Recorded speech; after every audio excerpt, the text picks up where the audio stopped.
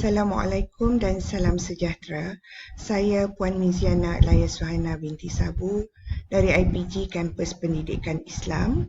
Saya merupakan salah seorang panel penulis untuk modul 3 dan saya juga merupakan salah seorang master trainer untuk program TS25.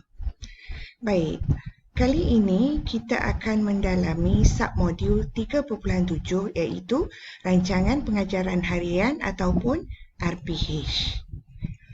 Jadi, objektif pembelajaran kita untuk submodul ini adalah untuk membangunkan satu rancangan pengajaran yang berasaskan PAK 21. Kriteria kejayaan untuk submodul ini ada dua. Yang pertama adalah merancang dan menulis RPH berdasarkan OP dan KK yang telah dihasilkan semasa submodul 3.4. Dah buat kan OP dan KK? Okey, jadi berdasarkan OP dan KK itu, kita akan sambung dengan penulisan RPH. Kriteria kejayaan kita yang kedua adalah membentang dan memberi justifikasi terhadap RPH yang telah kita hasilkan. Jadi, untuk kriteria kejayaan ini, saya mohon cikgu-cikgu untuk berkongsi penulisan RPH cikgu dengan rakan ilik yang telah kita dengan rakan ilik yang ada di sekolah masing-masing.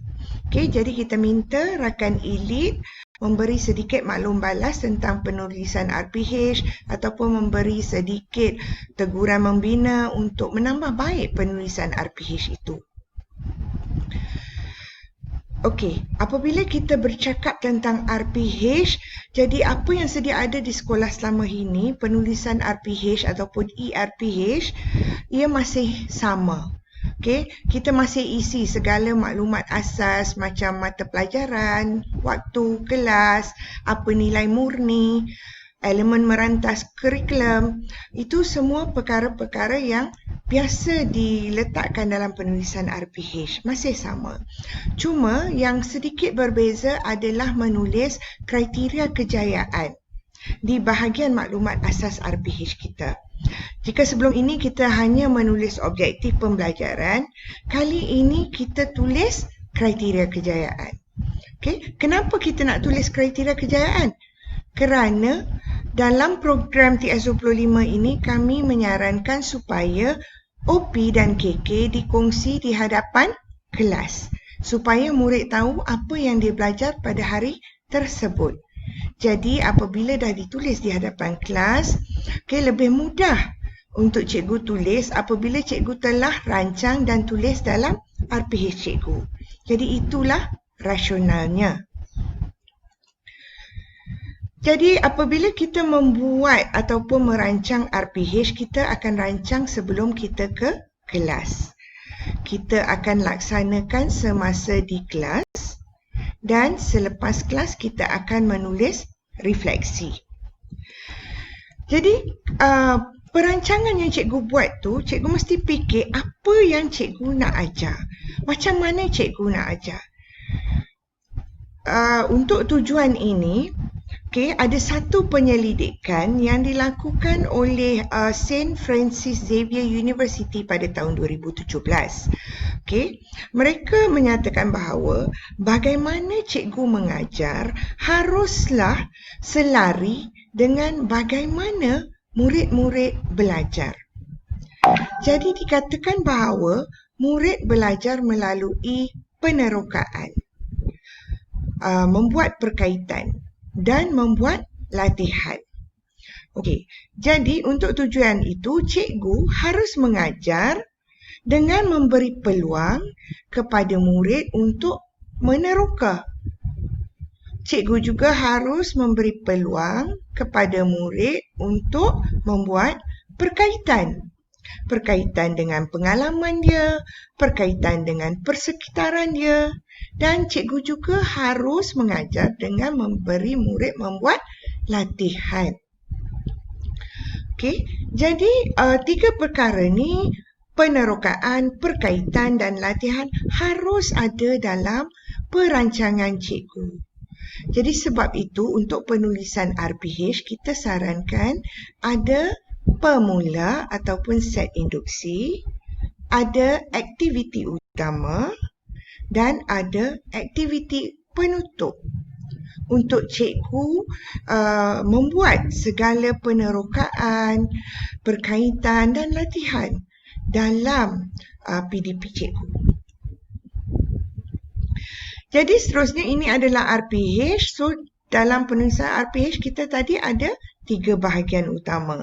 Okey, pemula, okey, starter. Ini selalunya aktiviti untuk menarik minat murid, merangsang ingatan. Kemudian aktiviti utama. Okey, di sinilah cikgu boleh memberi peluang pada murid membuat penerokaan atau perkaitan dan juga ada aktiviti penutup. Okey, selepas ini kita akan tengok balik setiap bahagian yang perlu kita masukkan dalam RPH kita.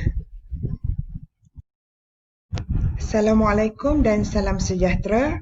Sekarang kita berada di segmen yang kedua untuk submodul 3.7 ini, iaitu bahagian penulisan RPH. Bahagian yang pertama adalah aktiviti pemula ataupun set induksi.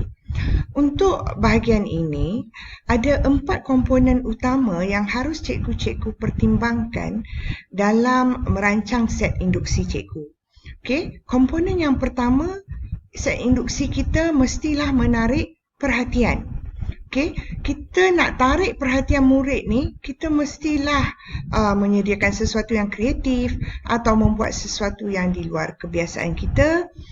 Kita menggunakan nada suara untuk memfokuskan minat murid terhadap kita yang sedang berdiri di hadapan kelas. Kita perlulah gunakan gerak isyarat badan kita dan kontak mata kita supaya murid-murid mahu mendengar dan menarik perhatian mereka ke arah kita untuk mendengar apa yang ingin kita sampaikan. Komponen yang kedua dalam aktiviti pemula ataupun set induksi adalah mewujudkan motivasi. Untuk mewujudkan motivasi, cikgu mesti bermotivasi dahulu. Baru kita boleh memotivasikan murid. Jadi untuk mewujudkan motivasi, cikgu-cikgu haruslah menunjukkan kemesraan dan semangat yang tinggi sebelum memulakan pembelajaran pada hari itu. Cikgu harus menggunakan teknik yang sesuai sebab cikgu perlu rangsang naluri ingin tahu murid. Okey, jadi apabila mereka ingin tahu, mereka akan bermotivasi untuk belajar pada hari itu. Komponen yang ketiga adalah membuat perkaitan kognitif. Okey, perkaitan kognitif penting untuk membantu murid memahami apa yang cikgu cuba sampaikan. Jadi kita akan kaitkan dengan pembelajaran yang terdahulu atau cikgu boleh kaitkan dengan pengetahuan sedia ada murid ataupun kaitkan dengan peristiwa semasa yang berlaku di persekitaran murid. Jadi apabila kita membuat perkaitan kognitif, kita membantu murid kita untuk bersedia dengan pembelajaran yang akan mereka pelajari pada hari tersebut. Komponen yang keempat adalah menstruktur. Menstruktur ini bermaksud kita menyatakan tujuan pembelajaran pada hari itu. Kita nyatakan tujuan aktiviti dan tugasan pada hari itu. Jadi di sini, cikgu-cikgu boleh kongsikan OP dan KK di hadapan kelas tu dengan murid-murid. Bagi tahu dia, okey, hari ini objektif kita nak capai apa. Okey, dan kita mesti boleh buat apa. Okey, itu adalah 4 komponen yang perlu diambil kira semasa merancang set induksi. Slide ini menunjukkan contoh-contoh idea aktiviti set induksi ataupun aktiviti pemula kita. Dinyatakan di sini ada 10 perkara yang memang murid-murid akan bagi perhatian. Salah satunya adalah soalan. Apabila kita bertanya soalan, kita pasti boleh menarik perhatian murid kerana mereka akan terdorong untuk menjawab soalan kita. Okey, selain dari soalan, cikgu juga boleh melontarkan satu masalah kepada kelas dan meminta murid-murid di dalam kelas untuk memikirkan bagaimana nak menyelesaikan masalah itu. Jadi, di sini kita boleh menarik perhatian kerana murid-murid akan berfikir penyelesaian kepada masalah yang baru kita lontarkan. Selain itu, cikgu boleh bercerita atau bertanyakan emosi murid pada hari itu atau menunjukkan gambar, video dan sebagainya. Jadi sekarang adalah aktiviti 1 ataupun aktiviti pertama untuk submodul 3.7 menulis set induksi. Saya minta cikgu-cikgu tulis set induksi berdasarkan OP dan KK yang telah cikgu-cikgu tulis pada submodul 3.4. Jadi cikgu rancang apa yang cikgu nak buat untuk set induksi. Okey, dah selesai, kita akan teruskan ke segmen yang ketiga iaitu bahagian aktiviti utama. Assalamualaikum dan salam sejahtera. Sekarang kita berada di segmen yang ketiga untuk submodul 3.7, bahagian kedua dalam penulisan RPH iaitu merancang aktiviti utama. Dalam merancang aktiviti utama, terdapat 3 komponen utama yang cikgu-cikgu perlu pertimbangkan semasa merancang bahagian ini. Yang pertama adalah penyampaian isi kandungan.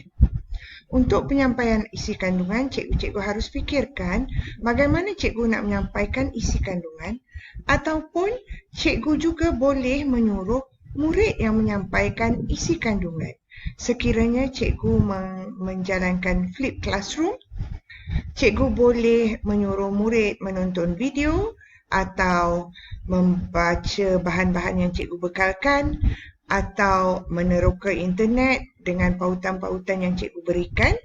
Jadi apabila murid pulang ke sekolah, mereka boleh berkongsi kandungan perkara yang mereka terokai. Ini juga boleh menjadi satu input kepada kelas pada hari tersebut. Okey, jadi untuk komponen yang pertama mesti ada kandungannya. Siapa yang nak menyampaikan, sama ada cikgu ataupun murid ataupun cikgu dan murid, itu terpulang pada kreativiti cikgu. Komponen yang kedua dalam aktiviti utama adalah latihan. Apabila kita telah mendedahkan murid kepada isi kandungan, kita perlu memberi mereka latihan ataupun praktis. Okey, jadi murid akan membuat latihan untuk meneguhkan lagi pemahaman mereka terhadap kandungan yang hendak dipelajari. Komponen yang ketiga adalah penyemakan pemahaman. Untuk penyemakan pemahaman, cikgu boleh membuat kuis ataupun memberi lembaran kerja atau membuat gallery walk untuk menyemak pemahaman tentang konten yang telah kita berikan pada murid kita. Jadi ini adalah 3 perkara utama yang cikgu perlu ambil kira semasa cikgu merancang aktiviti utama. Dalam aktiviti utama ini jugalah cikgu-cikgu boleh memasukkan semua elemen-elemen yang telah kita bincangkan dalam modul 3 ini, iaitu PAK21, 4K1N, atau cikgu nak memasukkan alatan digital atau menjalankan aktiviti ini melalui apa-apa aplikasi digital. Ataupun cikgu akan memasukkan elemen-elemen kebat di bahagian ini. Cikgu juga boleh mengambil kira pembelajaran terbeza, memasukkan pelbagai gaya pembelajaran atau membuat pentaksiran. Jadi di bahagian aktiviti utama ini ia perlu bermakna dan ia mencerminkan kriteria kejayaan yang telah cikgu tetapkan. Sekiranya kriteria kejayaan yang cikgu tetapkan di bahagian awal atau di bahagian maklumat asas RPH itu tidak terjelma dalam aktiviti utama, jadi cikgu harus membuat penyesuaian.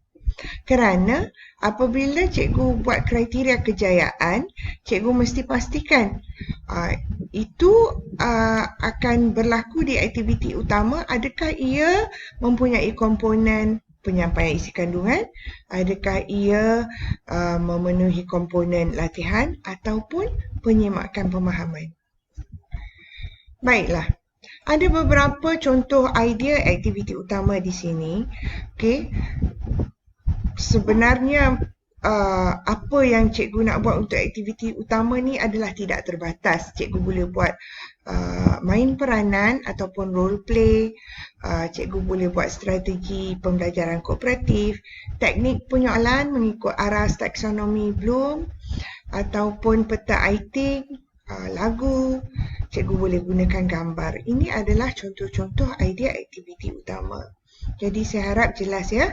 Di sini aktiviti utama kita mesti ada 3 komponen, iaitu penyampaian isi kandungan pembelajaran, praktis dan juga penyemakan pemahaman.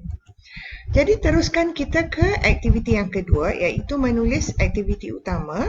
Aktiviti yang pertama tadi kita dah tulis set induksi. Jadi aktiviti kedua adalah menulis aktiviti utama. Jadi cikgu mesti pastikan aktiviti utama kita mestilah synchronize ataupun selari dengan kriteria kejayaan yang telah kita tulis.